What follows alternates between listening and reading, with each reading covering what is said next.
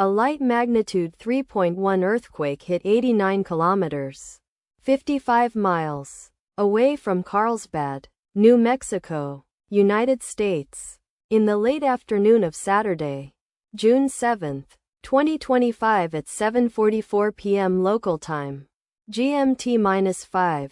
The quake had a very shallow depth of 6.2 kilometers, 3.9 miles, and was not felt, or at least not reported so.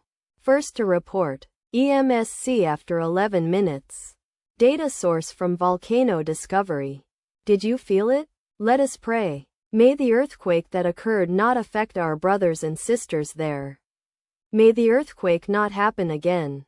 And may God protect everyone. Amen.